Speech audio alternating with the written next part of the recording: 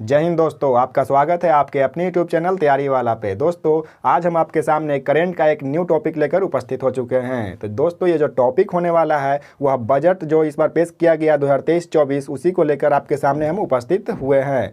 दोस्तों तो आज हम जो बजट पढ़ेंगे उसका कुछ बेसिक के बारे में सबसे पहले हम जानकारी प्राप्त करेंगे कि जो एग्जाम में प्रश्न इससे बन सकता है उसी को पहले देखते हैं। उसके बाद शुरू करेंगे आपका जो भी ये बजट आया इस बार उसके बारे में। तो चलिए शुरू करते हैं आज का बेसिक प्रश्न। तो सबसे पहले दोस्तों आपको यहाँ स्क्रीन पर दिखेगा कि बजट के बारे में कि इसका संविधान में कहीं उल्लेख किया गया है या नहीं। पहला पॉइंट यही बनता है कि बजट का संविधान में कहीं उल्लेख है या नहीं है। तो आप याद रखिएगा कि जो हमारा बजट है उसका संविधान में कहीं भी उल्लेख नहीं किया गया है, जो कि यहाँ पे लिखा हुआ आपको दिख रहा होगा कि बजट का कहीं भी उल्लेख संविधान में नहीं किया गया है। तो पहला पॉइंट अब यहाँ से याद रखिएगा। अब अगर दूसरा पॉइंट पे बढ़ते हैं दोस्तों, तो दूसरा पॉइंट ये बनता है कि बजट जो है वह तैयार कौन करता है। ठीक है, यहाँ पे आप दिख रहा होगा कि बजट क्या है कि तैयार कौन करता है, यानी जो बजट है उसको बनाता कौन है। तो आप याद रखिएगा यह वित्त मंत्रालय का कार्य है या अगर वित्त सचिव का, दोनों में से कोई क्या करता है, बजट को तैयार करता है। तो दूसरा पॉइंट आप ये भी याद रख सकते हैं। अब दोस्तों इससे और कुछ इंपॉर्टेंट पॉइंट यहाँ पे बन रहे हैं जिसको हम आसानी से यहाँ पे देख के याद कर सकते हैं। तो सबसे पहला पॉइंट क्या बन रहा है दोस्तों कि रेल बजट को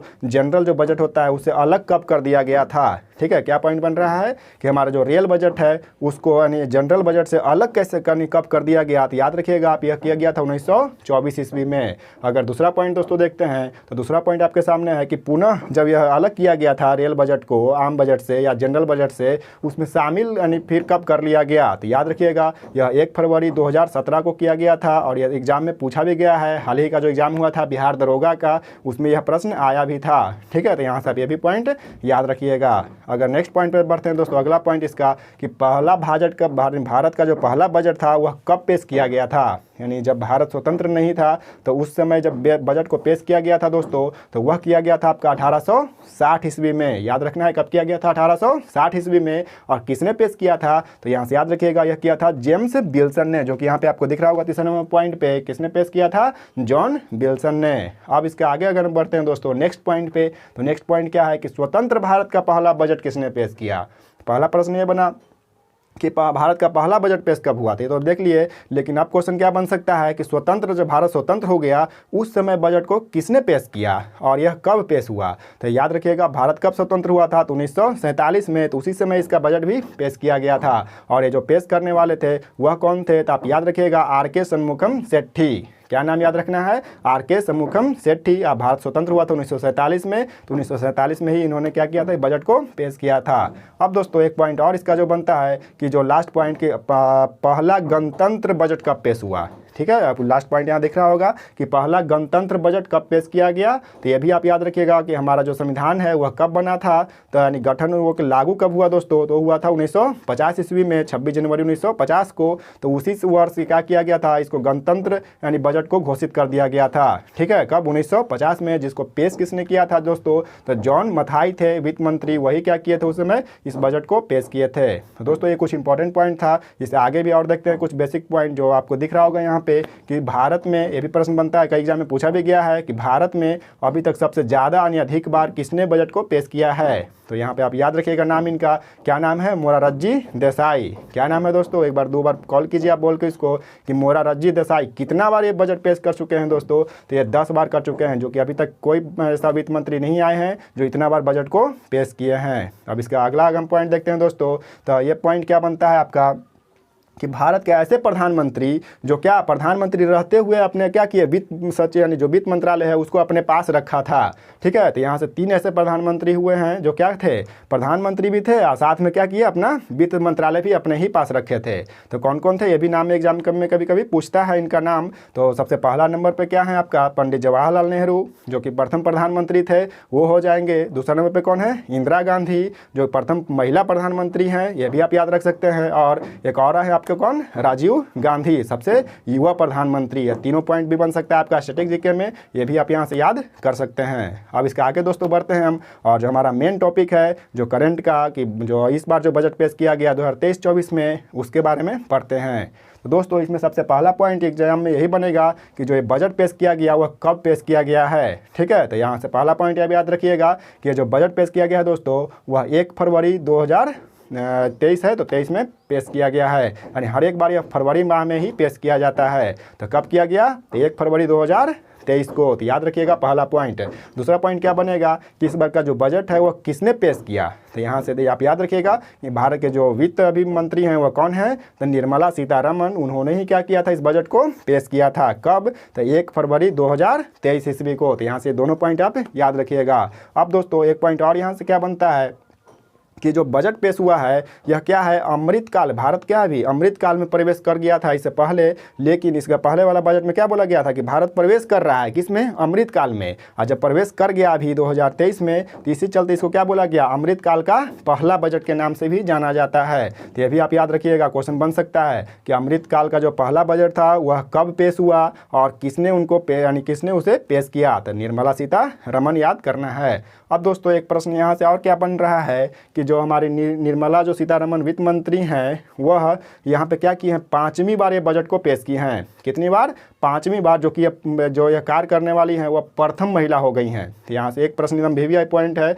आप याद रखिएगा करंट का कि 5वीं बार लगातार, ठीक है, 5वीं बार लगातार बजट को पेश करने वाली प्रथम महिला वित्त मंत्री कौन हुए? तो याद रखिएगा कौन है? निर्मला सीतारमण। तो यहाँ से आप ये सभी पॉइंट को ऐसे याद कर सकते हैं। अब इसका आगे हम बढ़ते हैं तो यहाँ से इससे संबंधित और एक पॉइंट बन सकता है कि 5 बार या इससे अधिक बार, ठीक है, लगातार 5 बार या इससे अधिक बार यानी बजट पेश करने वाले कौन कौन मंत्री हुए? तो आप यहाँ से इसका सीरीज यहाँ पे दिया हुआ है, देख सकते हैं कि सबसे पहला पे कौन है? अरुण जेटली, जो कि इससे पहले पर रहे थे वित्त मंत्री। और कौन है उसके बाद? पी चिदम्बरम, ठीक है। तीसरा नंबर पे कौन हो जाएंगे आपका? यशवंत सिन्हा। और चौथा हमारे प्रधानमंत्री रह चुके हैं, पूर्व प्रधानमंत्री कौन?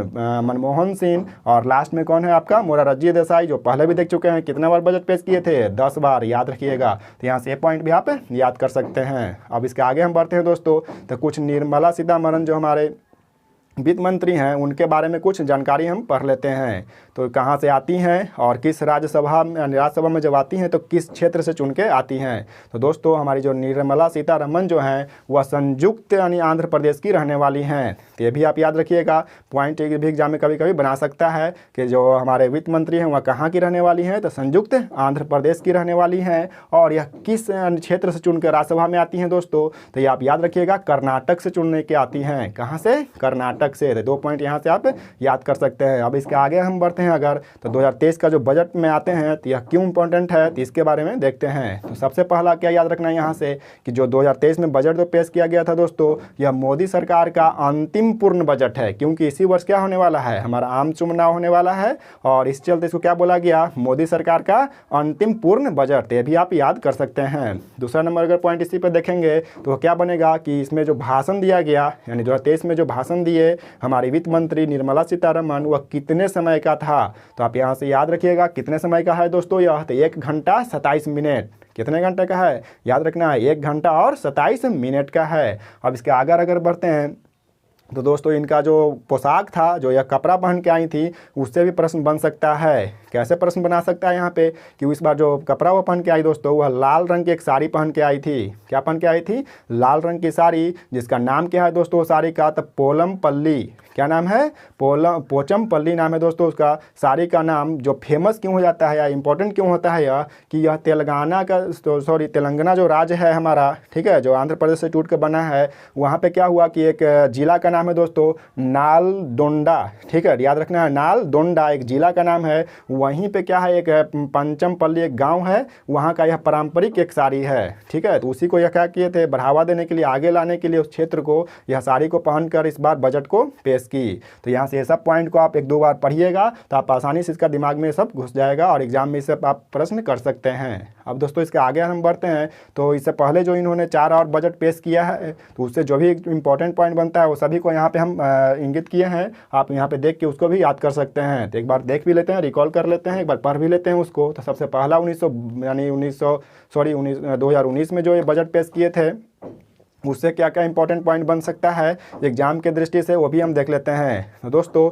इन्होंने क्या किया था, पहले जो बजट पेश होता था वह एक ब्रीफकेस में लाया जाता था। ब्रीफकेस कहने का मतलब क्या, एक थैला होता था जिसको चमड़ा का थैला, यानी बजट का दोस्तों अर्थ ही होता है चमड़ा का थैला पहले होता था, ठीक है। तो उसी में यानी लेके आया जाता था। इस प्रकार से वित्त मंत्री टांग के लेके आते थे और उसको पेश करते थे। तो उन्होंने क्या किया, उस परंपरा को तोड़ दिया, ठीक है। क्या किया, परंपरा को वह तोड़ दी। और तोड़ने के बाद क्या किया दोस्तों, उसको एक लाल कपड़ा में यानी पेश यानी लपेट कर क्या किया, उस बजट को पेश किया। कैसा कपड़ा में, रंग पूछ सकता है, ये कैसा कपड़ा में, तो लाल रंग का एक कपड़ा लेके आई और उसी में क्या किए थे, उन्होंने बजट को पेश किया पहली बार, ठीक है। तो ये आप याद कर सकते हैं। अब दोस्तों 2020 बजट के बारे में हम देखते हैं यहाँ पे कि 2020 का बजट से क्यों इंपॉर्टेंट है, क्या इससे प्रश्न बन सकता है। तो आपको दिख रहा होगा कि ये जो सबसे लंबा भाषण देने के कारण यह इंपॉर्टेंट हो जाता है। तो क्वेश्चन बन सकता है कि निर्मला सीतारमण जो हैं हमारी वित्त मंत्री, वो सबसे लंबा यानी भाषण देने का भी रिकॉर्ड बना चुकी हैं। तो कितना घंटा का समय था दोस्तों यह, तो यह था 2 घंटा और 42 मिनट का। तो याद रखिएगा यहाँ से ये पॉइंट।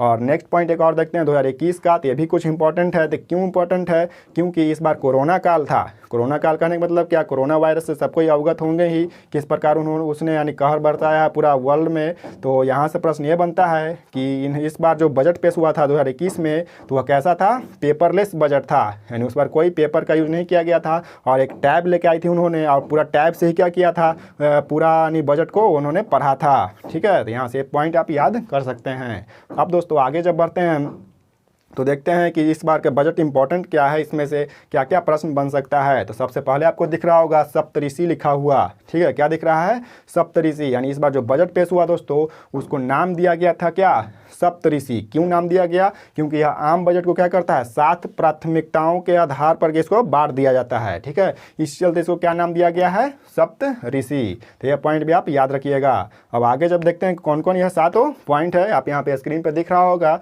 सब पॉइंट को बारी बारी से इसको देख के एक बार याद कर सकते हैं, एग्जाम में पूछा भी जा सकता है इससे प्रश्न। तो दोस्तों इसमें सबसे पहला पॉइंट क्या है, समावेशी विकास। सबसे ऊपर में आपको दिख रहा होगा समावेशी विकास। उसके बाद फिर क्या है, अंतिम छोर तक व्यक्ति तक पहुंचाना। यानी जो बजट है वह कहाँ तक पहुंचाना है, एकदम अंतिम छोर तक, यानी ऊपर से लेके नीचे तक, यानी कन्याकुमारी तक पहुंचाना है। कहाँ से लेके ऊपर, समझिए कि जम्मू कश्मीर से कन्याकुमारी तक पहुंचा देना है। यही कहने का मतलब यहाँ पे है। अगला पॉइंट क्या है कि बुनियादी ढांचा और निवेश, यानी सब पॉइंट है इसका 7 प्राथमिकताओं में से। आगे फिर क्या, युवा शक्ति को बढ़ावा देना है। फिर हरित विकास पे इसका यानी उस पर भी कुछ देना है ध्यान। फिर क्या, वित्तीय क्षेत्र को भी आगे बढ़ाना है। और लास्ट है क्षमताओं का विस्तार करना है। तो ये सभी आप यहाँ पे देख लीजिए, 1-2 बार पढ़ लीजिएगा यहाँ से चार्ट के जरिए, तो आपके दिमाग में यह फिट हो जाएगा। अब इसके आगे हम बढ़ते हैं तो यहाँ पे क्या देखते हैं कि इस बार जो बजट था वह कुल बजट कितना का था, ठीक है। जो पेश किया गया बजट वह कितने रुपए का था, यह भी प्रश्न एग्जाम में बनता ही है। तो याद रखिएगा कितना था दोस्तों, यह तो 45.03 लाख करोड़ का बजट था। यह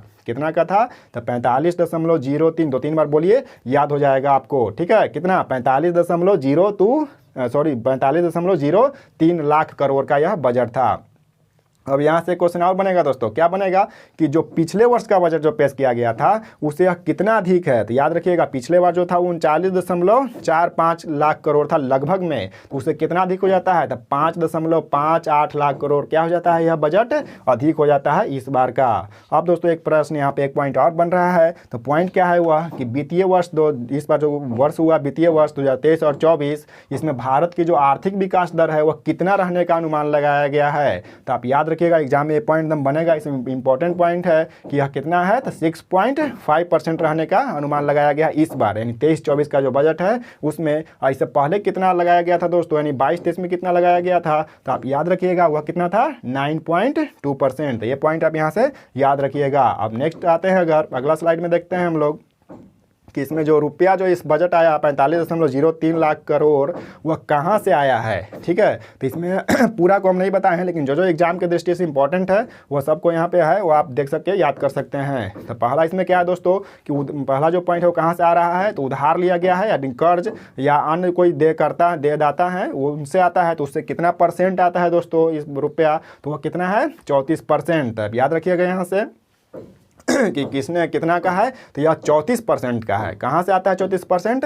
तो जो कर्ज लिया गया है, ठीक है, क्या लिया गया है, कर्ज लिया गया है, उसी से आया है 34%। अब इसके आगे अगर हम देखते हैं कि और दूसरा पॉइंट, तो माल एवं सेवा कर, जिसको क्या बोला जाता है, जीएसटी। तो जीएसटी से कितना आ रहा है, तो 17%। पता ही होगा जीएसटी सब चीज़ पे लागू हो चुका है, तो उसी से क्या है 17% इसका इनकम होगा भारत सरकार का। फिर क्या है, निगम कर। तो दोस्तों सॉरी दोस्तों, थोड़ा सा आवाज़ में प्रॉब्लम हो चुका है, सर्दी खांसी हो गया, इस चलते थोड़ा सा मैनेज कीजिएगा।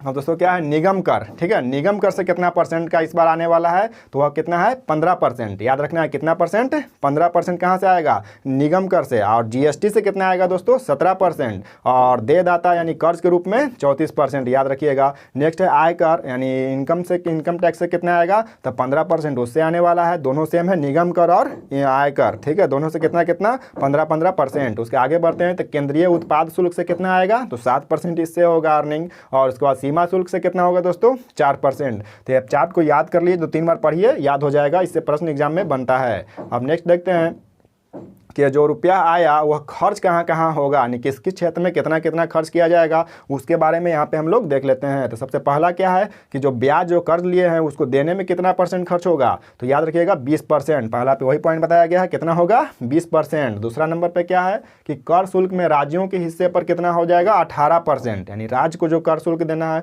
उसमें कितना देगा सरकार, तो 18% उसमें खर्च होगा। उसके बाद केंद्र सरकार का क्षेत्रीय योजना, यानी जो भी योजना चलाया जा रहा है केंद्र सरकार के द्वारा, उसमें कितना होगा, तो 17% दोस्तों उसमें इसका खत्म होगा। अगला पॉइंट क्या है इसमें कि वित्त आयोग एवं अन्न अंतरण पर कितना होगा दोस्तों, तो यह 9% होगा, ये भी याद कर सकते हैं।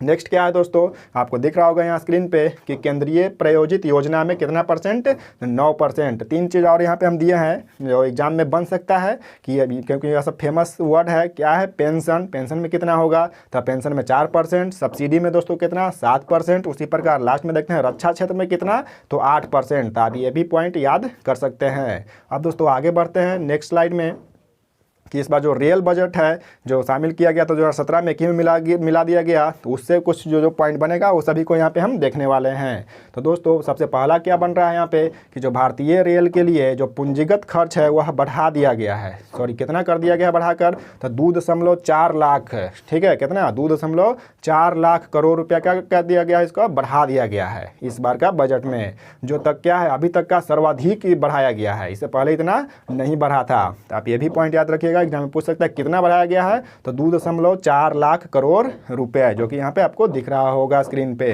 अब आगे बढ़ते हैं इसी में कि पिछले 9 साल में जो दोस्तों ये क्या है, पिछले 9 साल में सरकार ने रेलवे के पूंजीगत खर्च में सर्वाधिक 9 गुना की बढ़ोतरी की है। कितना की बढ़ोतरी किया है, 9 साल का। याद कैसे रखना है कि 9 साल में 9 गुना, ठीक है, कैसे याद रखना है, ऊपर 9 साल हो रहा है तो बढ़ा भी कितना रहा है, तो 9 गुना बढ़ा रहा है। तो ये आप याद कर सकते हैं। अब अगला देखते हैं दोस्तों पॉइंट कि रेलवे से आओ क्या क्या इंपॉर्टेंट पॉइंट यहाँ पे बन सकता है इस बार बजट से। तो सबसे पहला क्या बन रहा है कि 35 हाइड्रोजन ईंधन आधारित ट्रेन का प्रस्ताव लाया गया है, ठीक है, कितना 35 क्या है, हाइड्रोजन से चलने वाले ट्रेन को इस बार यानी कि बजट में पेश किया गया कि ऐसा ट्रेन चलाया जाएगा। तब कि इससे इंपॉर्टेंट जो पॉइंट बनता है वो भी देख लेते हैं। तो ये जो दोस्तों हाइड्रोजन संबंधित ईंधन संबंधित जो ट्रेन है वह कब से चलाया जाएगा, तो इसका जो अनुमानित जो तिथि है वह क्या है, आपका दिसंबर 2023 से यह लागू हो जाएगा। दिसंबर 2023 से चलाने का अनुमान इसको लगाया गया है इस बार बजट में। दूसरा क्या है कि यह जो हाइड्रोजन ईंधन जो आधारित जो बन रहा है ट्रेन वह कहाँ से बनकर आएगा, ठीक है, तो दोस्तों कहीं नहीं बनने वाला है, यह कहाँ बनने वाला है, हमारे देश में ही बनने वाला है। इसका डिजाइन भी यहीं पे तैयार होगा और यहीं पे इसका निर्माण भी किया जाएगा। ये भी एक बहुत बड़ा बात है हमारे देश के लिए, गौरवपूर्ण का बात है कि अब हमारे देश क्या हो रहा है, आत्मनिर्भर हो रहा है सब चीज़ में। तो ये भी पॉइंट आप यहाँ से याद रखिएगा। नेक्स्ट पॉइंट इसका क्या है कि जो दोस्तों बन जाएगा ट्रेन वह चलेगा कहाँ से, ठीक है। तो सबसे पहला ये भी है कि कहाँ से चलेगा दोस्तों यह, तो कालका और शिमला जैसे जो भी हेरिटेज जैसा स्टेशन है उस सभी पे ही क्या किया जाएगा, इसको चलाया जाएगा। क्यों, क्योंकि सब बहुत ऊंचाई पे पर्वत वाला सब क्षेत्र है, तो इस चलते वहाँ पे क्या है थोड़ा सा बिजली उजली का कनेक्शन का थोड़ा सा ईंधन का प्रॉब्लम होता है, इस चलते वहाँ पे ये सब हाइड्रोजन ईंधन को वहाँ पे चलाया जाएगा। अब इसके आगे देखते हैं दोस्तों, तो इसे और जो इंपॉर्टेंट पॉइंट बन रहा है उसको भी वन लाइनर के रूप में देख लीजिए। तो आपको स्क्रीन पे दिख रहा होगा। सबसे पहला क्या है कि साइड एंट्री के साथ 4500 नए डिजाइन वाले ऑटोमोबाइल वाहक कोच बनेंगे, ठीक है। पहला पॉइंट कुछ इंपॉर्टेंट है, ऐसे एग्जाम में बन सकता है, तो आप इसको 1-2 बार रिकॉल करके अपने से भी पढ़ सकते हैं। और क्या है दूसरा नंबर पॉइंट पे क्या है कि 500 क्या है दोस्तों कि LHB कोच और 58,000 वैगन का निर्माण किया जाएगा। इस बार का बजट में सब यानी लाया गया है। फिर क्या है कि 1,000 कोच का नवीकरण होगा। ठीक है, क्या हो जाएगा, नया कोच का उसका निर्माण किया जाएगा, नवीकरण किया जाएगा। फिर क्या है 500 करोड़ का प्रावधान किया गया है यात्री सुविधा के लिए। जो भी ट्रेवलर जो होते हैं, जो ट्रेन से यात्रा करते हैं, उनकी सुविधा को देख रहे के साफ सफाई या और अन्य चीज़ जो भी है पानी पीने का, ये सब का देख कर कितना का इसमें इन्वेस्टमेंट किया जाएगा इस बार, तो 500 करोड़ का। तो ये सब पॉइंट भी आप याद कर लीजिएगा। अब नेक्स्ट में आते हैं इसके आगे। तब रेल बजट के बाद दूसरा नंबर पे आ जाता है आपका स्वास्थ्य बजट, यानी स्वास्थ्य पे क्या क्या होगा इस बार खर्चा बजट में, वह सब यहाँ पे बताया गया है। तो दोस्तों तो स्वास्थ्य पे क्या क्या होने वाला है, तो सबसे पहले आप याद रखिएगा कि स्वास्थ्य बजट में करीब 13% की बढ़ोतरी किया गया है। तो एग्जाम में क्वेश्चन एकदम पूछ लेगा एक लाइन में एकदम, ठीक है, कैसे पूछेगा कि स्वास्थ्य में जो इस बार बजट में लाया गया था इससे पहले और अभी वाला में कितना % का वृद्धि किया गया है, तो याद रखिएगा कितना % का, 13% का। ठीक है, लिखा हुआ है कितना %, 13%। तो कितना कितना था पहले ये भी देख लेते हैं। तो दोस्तों जो 2022-23 में था वो कितना था, 79 यानी 79,145 करोड़ था उस बार, और अब कितना हो गया है, तो 89,155 करोड़ का इस बार हो गया है। तो दोनों आप यहाँ पे याद कर सकते हैं। मेन इसमें यही बनता है कि कितना गुना बढ़ाया गया है, तो याद रखिएगा 13 गुना नहीं 13% इसको बढ़ा दिया गया है। अब इसके आगे अगर देखते हैं और इंपॉर्टेंट इसमें पॉइंट बनता है तो वन लाइनर में उसको भी देख लेते हैं दोस्तों। तो क्या क्या बन रहा है इस बार, तो इस बार नर्सिंग क्या किया जाएगा, कॉलेज खोला जाएगा। तो कितना नर्सिंग कॉलेज, क्वेश्चन बनेगा कितना नर्सिंग कॉलेज खोला जा रहा है, तो 157 नर्सिंग कॉलेज खोला जाएगा इस बार। तो ये पॉइंट पहला नंबर था। दूसरा नंबर पॉइंट पे क्या है कि दोस्तों 2047 तक एकदम इंपॉर्टेंट इसका पॉइंट है, याद कर लीजिएगा आप, एक दो बार पढ़िएगा। ठीक है, कैसे कि 2047 तक क्या करना है, भारत को एनीमिया जो रोग है, जो हीमोग्लोबिन की कमी से होता है, उसको क्या करने का है, समाप्त कर देने का, यानी भारत से उसको खत्म कर देने का लक्ष्य रखा गया है। कब तक, तो 2047 तक। ये भी आप याद कर सकते हैं। नेक्स्ट क्या है कि 220 करोड़ दोस्तों यहाँ पे थोड़ा सा मिस प्रिंटिंग आ गया है कि 220 क्या है, 220 करोड़ लोगों को क्या किया गया है इस बार, कोरोना का टीका दिया गया है। थोड़ा सा माइंड कीजिएगा, यहाँ पे गलती से प्रिंट हो गया है टाइपिंग में। तो क्या हुआ है कि 220 करोड़ लोगों को क्या दिया गया इस बार, कोरोना का टीका दिया जा चुका है। तो ये भी बजट में इस बार कहा गया। उसके बाद क्या है कि मेन हॉल में क्या हुआ, अब इंसान को नहीं जाना है। जो भी साफ सफाई कर्मी थे जो हौद में नीचे हेल के जो साफ करते थे गड्ढा में नली उली को, तो उसमें क्या करना है, अब आदमी को जाना नहीं है। ये भी कहा गया है स्वास्थ्य बजट में। तो यहाँ से भी आप याद कर सकते हैं। अब दोस्तों आगे शिक्षा पे खर्च करने का, और 2023-24 में कितना है, और उच्च शिक्षा में कितना है, और स्कूली शिक्षा में कितना है, तो आप यहाँ पे देख के इसको याद कर लीजिएगा। ठीक है, इसके आगे वाला जो पॉइंट है उसको हम देखते हैं क्या क्या उसमें इंपॉर्टेंट पॉइंट बनेगा। तो दोस्तों इस बार इंपॉर्टेंट है शिक्षा में क्या कि नेशनल डिजिटल लाइब्रेरी की घोषणा किया गया है। क्या किया गया है, नेशनल डिजिटल लाइब्रेरी का घोषणा इस बार बजट में किया गया है। सब एग्जाम के दृष्टि से सब इंपॉर्टेंट है। तो क्यों इंपॉर्टेंट है दोस्तों, तो यह सभी स्कूलों और कॉलेज को क्या करना है, डिजिटल लाइब्रेरी से जोड़ा जाएगा। जो भी स्कूल है और कॉलेज है उसको क्या कर दिया जाएगा, डिजिटल लाइब्रेरी से जोड़ दिया जाएगा। तो दोस्तों कहने का मतलब क्या है कि यहाँ डिजिटल लाइब्रेरी का मतलब क्या होता है वो हम थोड़ा समझ लेते हैं अगला में कि डिजिटल लाइब्रेरी क्या है। तो दोस्तों जो डिजिटल लाइब्रेरी है वह एक प्रकार का ऑनलाइन या ई पुस्तकालय इसको कहा जाता है। क्या है, यह एक ऑनलाइन या ई पुस्तकालय है जिसमें क्या होगा कि किताबों के सभी डिजिटल वर्जन मौजूद होंगे। यानी लड़कन को यानी लाइब्रेरी में जाने की जरूरत नहीं है, वो अपने मोबाइल से ही क्या कर सकते हैं, एप्लीकेशन के द्वारा सभी यानी बुक्स को देख सकते हैं। जो लाइब्रेरी में उपलब्ध होता है वो सबको यहाँ पे वह पढ़ सकते हैं, अपने घर पे या कहीं भी हो जहाँ भी वह अपना सुविधा देखते हैं वहाँ पे पढ़ सकते हैं। तो इसका मतलब दोस्तों वही होता है डिजिटल लाइब्रेरी का मतलब। अब आगे बढ़ते हैं दोस्तों, देखते हैं यहाँ पे और क्या क्या इसमें इंपॉर्टेंट पॉइंट बन सकता है शिक्षा के बजट के क्षेत्र में। तो सबसे पहला पॉइंट यहाँ पे आपको दिख रहा होगा कि 38,000 शिक्षकों और कर्मचारियों की भर्ती किया जाएगा। कहाँ किया जाएगा दोस्तों, तो जो 740 एकलव्य स्कूल की जो स्थापना हुआ है उसी में किया जाएगा। कितना शिक्षकों को, तो 38,000 यानी शिक्षकों को, या उसमें और जो कर्मी सहकर्मी जो होते हैं वो सभी को इसमें बहाली किया जाएगा। दोस्तों इसके बाद वाला पॉइंट अगर देखते हैं तो 47 लाख जो युवा हैं उनको क्या करना है, राष्ट्रीय प्रशिक्षुता योजना का लाभ 3 साल तक दिया जाने वाला है। कितने साल तक, 3 साल तक, यही क्वेश्चन बन सकता है। अगला पॉइंट इसके बाद देखेंगे कि 30 स्किल इंडियन नेशनल सेंटर खोले जाएंगे। कितना, 30 या डाटा याद रखिएगा कितना स्कूल खोलने जाना है, स्किल इंडियन नेशनल सेंटर खोलने वाला है तो 30 खोलने वाला है। क्यों खोलना जाना है इसको दोस्तों, तो यह युवाओं को क्या करना है, अंतर्राष्ट्रीय अवसरों के लिए क्या करना है, इसको कौशल प्रदान करना है। ठीक है, इंटरनेशनल जो भी उसका रिलेटेड जो भी प्रोग्राम होगा उससे रिलेटेड इस पर क्या किया जाएगा, उनको जानकारी दिया जाएगा। तो ये भी आप यहाँ से याद कर सकते हैं। आगे बढ़ते हैं और अगला देखते हैं हम रक्षा बजट के बारे में कि इस बार का जो रक्षा बजट है वह इसमें कितना का अनुमान लगाया गया है। जो आपको यहाँ डाटा दिख रहा होगा, आप डाटा देख के दोस्तों याद कर सकते हैं। तो यहाँ पे देख लीजिएगा, 1-2 बार पढ़िएगा, याद हो जाएगा। आगे बढ़ते हैं और इसके बाद परिवहन पे आते हैं। तो परिवहन में इंपॉर्टेंट 2 भी पॉइंट है, यहाँ पे 2 पॉइंट है, पढ़ लेना है। तो क्या है पहला पॉइंट कि 100 महत्वपूर्ण परियोजनाओं की पहचान किया गया है इस बार। यानी क्वेश्चन बन सकता है कि जो इस बार का परिवहन जो है उसमें कितना यानी परिवहन परियोजना को यानी चिन्हित किया गया है या उसको पहचान किया गया है। तो 100 याद रखिएगा, कितना, 100। दूसरा नंबर पॉइंट पे क्या है दोस्तों कि देश भर में 50 हवाई अड्डा या जलीय हवाई अड्डे का क्या करना है, उसको पुनरुद्धार किया जाएगा। ठीक है, जो बंद पड़ गया है उसको चालू इसमें यानी शुरू किया जाएगा। अब इसके आगे बढ़ते हैं दोस्तों और पर्यटन से संबंधित देख लेते हैं कि पर्यटन से संबंधित क्या क्या इस बार लाया गया है बजट में। तो इसमें 2 पॉइंट है कि पहला क्या कि देखो अपना देश मुहिम शुरू किया जाने वाला है। क्या, ये भी एकदम इंपॉर्टेंट है, सब याद रखिएगा। क्वेश्चन यहाँ बनेगा कि किस क्षेत्र से संबंधित है या किस बजट में लाया गया। तो देखो अपना देश, पर्यटन को बढ़ावा देने के लिए क्या मुहिम शुरू किया जा रहा है। क्या कीजिए, अपना देश को देखिए, सब जगह जाइए उसके क्षेत्र में यानी इसमें बढ़ाया जाएगा। दूसरा पॉइंट क्या है दोस्तों कि 50 ऐसे खूबसूरत स्थल जो भारत के हैं उनको पूर्ण पैकेट के रूप में क्या किया जाएगा, विकास किया जाएगा। ठीक है, उनको पूरा यानी केंद्र सरकार उसको अपने क्षेत्र के अंदर के लेगा, अपने क्षेत्र के अंतर्गत उसको क्या करेगा, विकास करेगा, ताकि पर्यटन का क्या हो वहाँ पे यानी क्षेत्र विकसित हो सके, बढ़ सके। तो आप यहाँ भी याद कर सकते हैं। नेक्स्ट में देखते हैं दोस्तों, तो क्या आएगा आपका डिजिटल के संबंधित। ठीक है, डिजिटल जो अभी युग क्या हो गया हम लोग का, डिजिटल युग चल रहा है, आपको पता ही होगा। सब क्षेत्र क्या हो गया, अब डिजिटल हो गया है। कंप्यूटर, मोबाइल, ये सब क्या हो गया, एकदम फैल गया है पूरा यानी क्षेत्र में। तो सब उससे क्या इसमें बजट में इस बार आने वाला है वो देखते हैं। तो सबसे पहला पॉइंट यहाँ पे क्या है दोस्तों कि राष्ट्रीय डाटा नीति की घोषणा किया गया है। क्या किया गया इस बार डिजिटल के क्षेत्र में, तो राष्ट्रीय डाटा नीति का घोषणा किया गया। दूसरा क्या है, डाटा दूतावासों की स्थापना किया जाएगा। ठीक है, क्या किया जाएगा, 2 पॉइंट इंपॉर्टेंट इतना नहीं है लेकिन आप देख लीजिए। और तीसरा पॉइंट आपका इंपॉर्टेंट हो जाता है कि 76% बढ़ोतरी हुई है डिजिटल लेन देन में। पता ही होगा डिजिटल लेन देन, फोन पे, पेटीएम, जो भी अमेजॉन, जो भी ट्रांजैक्शन हम ऑनलाइन करते हैं मोबाइल के माध्यम से या किसी कार्ड या इस सब के माध्यम से, तो उसका कितना बढ़ोतरी हुआ है दोस्तों, तो 76% क्या हो गया इसमें बढ़ोतरी हुआ है, जो कि बहुत ज़्यादा है। तो यानी डिजिटल के क्षेत्र में भारत क्या हो रहा है, अब बहुत ही ऊंचा आने ऊपर उठ रहा है। तो ये भी आप याद कर सकते हैं।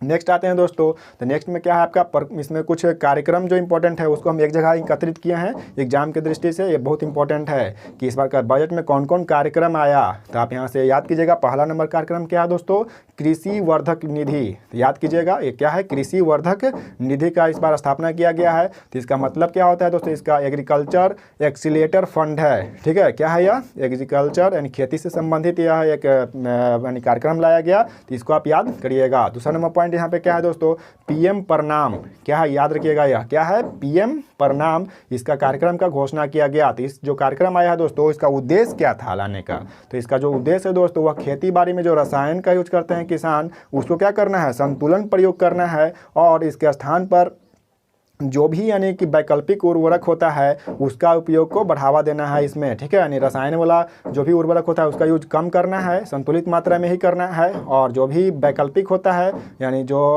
क्या बोलते हैं उसको, नेचुरल जो होता है उसका उर्वरक का यूज ज़्यादा करना है। तो ये आप यहाँ से याद कर सकते हैं। आगे हम बढ़ते हैं, तो आगे में देखते हैं क्या, तो इसमें एक पॉइंट और बनता है कार्यक्रम में, क्या है, मिष्टी। इंपॉर्टेंट है दोस्तों, क्या है, मिष्टी नाम रखा गया है कार्यक्रम का। तो यह क्यों इंपॉर्टेंट है या इसका फुल फॉर्म देख लेते हैं। तो मैग्रो इनिशिएटिव फॉर शॉर्ट लाइन हैरिबेट एंड टेजिबल इनकम इसका नाम हुआ, मिष्टी का फुल फॉर्म। यह क्यों लाया गया है दोस्तों, तो यह क्या है कि भारत के जो भी विस्तृत तटीय क्षेत्र हैं यानी समुद्र के किनारे जो जो क्षेत्र हैं वह सब क्या है, वह जहाँ भी नमकीन भूमि पाया जाता है वहाँ पे मैग्रो वन पाया जाता है। आपको पता ही होगा कौन सा वन, मैग्रो वन। उसी को क्या करना है, इसमें पौधारोपण को और बढ़ाना है, यानी और पौधा उसको मैग्रो वन को रोपना है और उसमें बढ़ावा देना है। तो यहाँ से पॉइंट इंपॉर्टेंट बन सकता है क्या, मैग्रो वाला, कि मिष्टी जो कार्यक्रम है किससे संबंधित है, तो जो भी तटीय इलाका क्षेत्र हमारा जो है उसमें क्या करना है, मैग्रो का जो भी पौधारोपण को बढ़ावा देना है। तो आप यहाँ से पॉइंट एकदम VVI में याद रखिएगा। आगे बढ़ते हैं दोस्तों,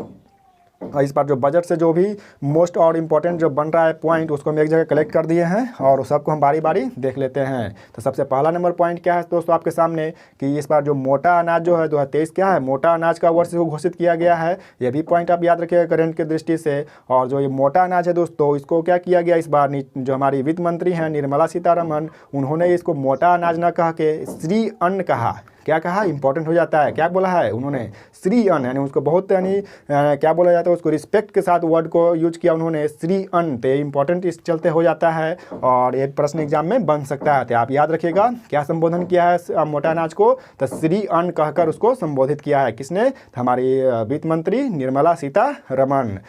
दोस्तों एक पॉइंट और यहाँ से है क्या, कि जो हमारा ये जो मोटा अनाज में है, भारत क्या है, उत्पादक में प्रथम स्थान पे है। तो आप ये भी पॉइंट याद कर सकते हैं।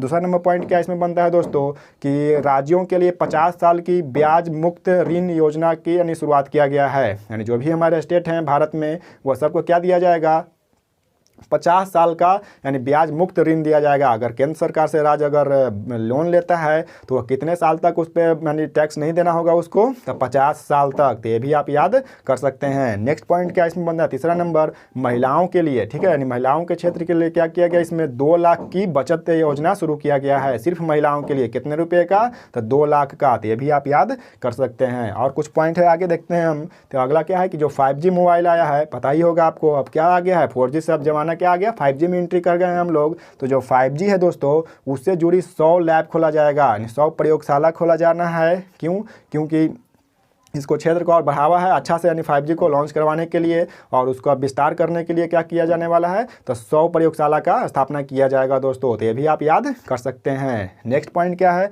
कि 8 वर्ष के बाद क्या हुआ है, आयकर दरों में बदलाव पर छूट यानी दिया गया है। ठीक है, कितना साल में, 8 साल के बाद ये क्या हुआ, जो टैक्स हम लोग देते हैं उस पर क्या किया गया, उसको बढ़ावा नहीं, उसको यानी उसमें दायरा को बड़ा किया गया है उसका। तो कैसे किया गया, क्या क्या है, वो सब यहाँ पे हम चार्ट के जरिए एक जगह कर दिए हैं, आप यहाँ पे देख सकते हैं। तो 7 साल में यानी जो भी 7 साल तक की जो आय होती है, सॉरी मिसप्रिंट यहाँ पे है दोस्तों, 7 लाख होना चाहिए, कि 7 लाख तक की आय पर कोई टैक्स नहीं लगेगा। यह खास करके इंपॉर्टेंट हो गया है, पेपर विषय में देखे होंगे न्यूज़ में, यह पूरा छाया हुआ था इस बार बजट, इसी के चलते, आय के चलते ही, जो टैक्स के चलते। तो 7 लाख, 7 साल नहीं, मिसप्रिंट है वहाँ पे एडिटिंग में, क्या है, 7 लाख तक की आय पर कोई टैक्स नहीं लगेगा। और इसके अलावा जो भी और चार्ट है, जो अलग अलग बनता है, कितना वार्षिक आय पर कितना यानी कर का राशि है, यानी कितना % देना है, वो सब यहाँ पे दिया हुआ है, आप देख के उसको याद कर लीजिएगा। अब इसके आगे हम बढ़ते हैं दोस्तों, और इस इंपॉर्टेंट और भी जो पॉइंट बन रहा है बजट से, उसको देख लेते हैं। तो सबसे पहला क्या है पॉइंट, कि पिछले 9 साल में प्रति व्यक्ति आमदनी जो है दोस्तों, वह दोगुनी हो चुका है। और दोगुनी होकर कितना पहुंच गया है, तो 1.97 लाख। कितना हो गया है दोस्तों, 1.97 लाख। डाटा पे ध्यान दीजिएगा और उसको आप याद कीजिएगा। तो ये हो चुका है पहला पॉइंट। उसके बाद अगर दूसरा देखते हैं, तो विकास कार्य के लिए क्या करना है, 10 लाख करोड़ रुपये यानी पूंजी का निवेश किया जाएगा। विकास के लिए, डेवलपमेंट के लिए कितना, तो 10 लाख करोड़ रुपये इन्वेस्ट किया जाएगा। अगला पॉइंट देखते हैं, वह क्या है, कि आयकर और दूसरे मदों में जो इस बार छूट दिया गया है, या सरकारी जो भी छूट इसमें दिया गया, तो उस पर सरकारी जो खजाना है हमारा, उस पर कितना का यानी बोझ बढ़ जा रहा है दोस्तों। ये सब छूट देने के कारण तो आपका 35,000 करोड़ रुपये क्या हो जा रहा है, ये सब बोझ बढ़ जा रहा है किसका, हमारे सब सरकारी खजाना पे।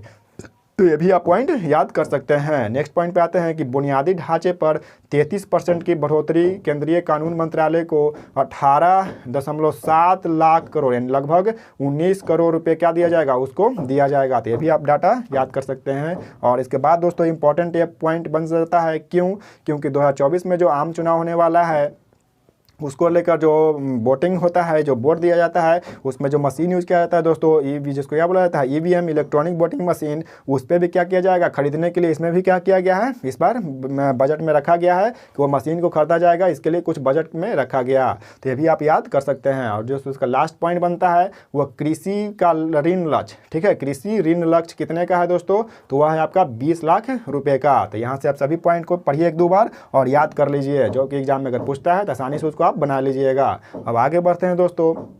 और इसमें क्या है अगला पॉइंट कि बजट जो इस बार 23-24 है, इसके तहत विभिन्न योजनाओं पर क्या क्या खर्च होगा वो सभी का डाटा यहाँ पे दिया हुआ है कि जल जीवन मिशन पे कितना होगा, तो 70,000 करोड़ याद कर लेना है। फिर क्या है, प्रधानमंत्री आवास, ये सब इंपॉर्टेंट पॉइंट है, ये सब पढ़ लीजिएगा। एकदम एग्जाम में इससे प्रश्न अगर पूछता है बजट से तो ये सब रहेगा, ठीक है। प्रधानमंत्री आवास पे कितना खर्च होने वाला है इस बार, तो आपका कितना है 79,500 करोड़। उसके बाद पीएम किसान पे कितना है, तो आपका हो जाएगा 2.2 लाख करोड़, तो ये भी याद कीजिएगा आप। फिर क्या है, एकलव्य मॉडल स्कूल याद होगा 740 जो बन रहा था, जिसमें 38,000 शिक्षक और कर्मी जो उसमें आए थे, तो उसमें कितना खर्च किया जाएगा दोस्तों, तो 5,943 करोड़, ये भी आप याद कीजिएगा डाटा। उसके बाद क्या है, आयुष्मान भारत योजना, इसमें कितना किया जा रहा है दोस्तों, तो ये इसमें 7200 करोड़, तो ये भी आप याद कर सकते हैं। और 2 पॉइंट और है, मेट्रो प्रोजेक्ट और पीएम मत्स्य योजना, इसमें भी देख लीजिए डाटा यहाँ पे दिया हुआ है। अब दोस्तों इसके आगे हम बढ़ते हैं।